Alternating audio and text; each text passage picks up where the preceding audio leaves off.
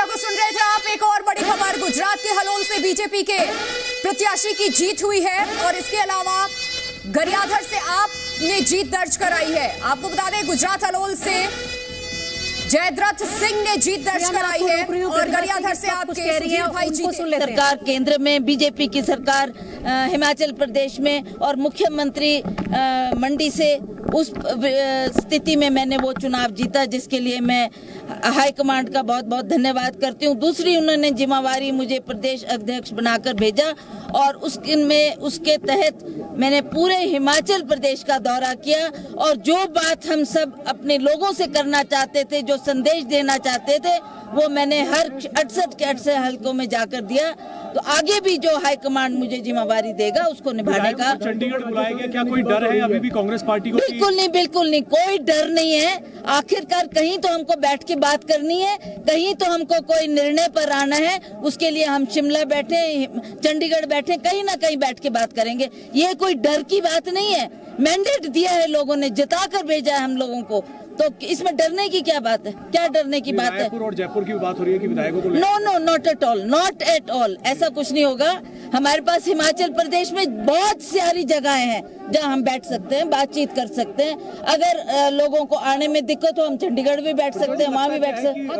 अहम क्या वजह रही जो जनता ने इतना मैंडेट दिया कांग्रेस को? पेंशन स्कीम या और क्या क्या मुद्दे रहे? बहुत सी बातें हैं, जिसका जैसे ओपीएस हमने दिया, महिलाओं को हमने कहा कि हम 1500 महिलाओं को हर माह देंगे और युवाओं को हमने रोजगार देने की बात की है। और इसी तरह से जो हमारी योजना थी, मैनिफेस्टो में जो हमने बातें कही है, उससे लोग बहुत खुश थे।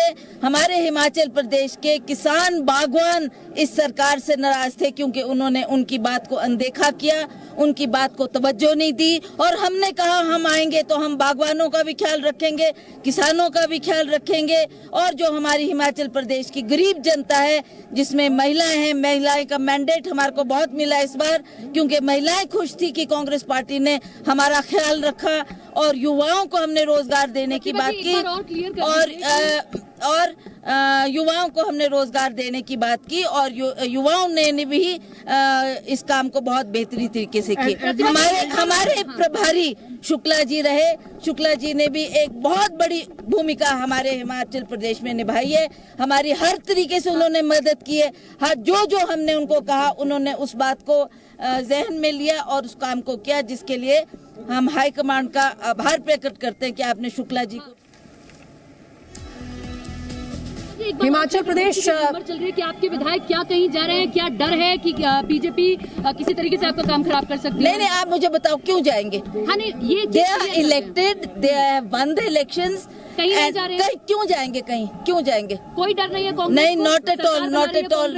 ये एंटी डिफेक्शन में आ जाएगा, दोबारा इलेक्शन करना पड़ेगा। They also know this, so they will not do it. जो जीत कर आए वो हमारे साथ ही रहेंगे और हमारा फुल मैंडेट है and we will form the government. और कौन होगा सीएम? क्योंकि आप ये बार बार कह रहे हैं कि वीरभद्र का ही मॉडल है और एक चुनौती वाली सीट आपको दी गई। आपने बड़ा कैंपेनिंग अच्छा किया, आप हैं उस रेस में, आपको जनता क्या स्वीकार कर रही है सीएम के तौर पर? देखिए, मैं आपको सही तरीके से बोल रही हूँ कि वीरभद्र सिंह जी का नाम हम नजरअंदाज नहीं कर सकते। हमने इलेक्शन में भी ग्राउंड स्तर पे भी जाकर जो वोट मांगे हैं, वीरभद्र सिंह के किए हुए काम, उनका नाम वही चला इस इलेक्शन में और लोगों ने आखिरी श्रद्धांजलि के तौर पर हमको वोट दिया है। इस बात को हम निगलेक्ट नहीं कर सकते। जहां तक सीएम की बात है, that is for the high command.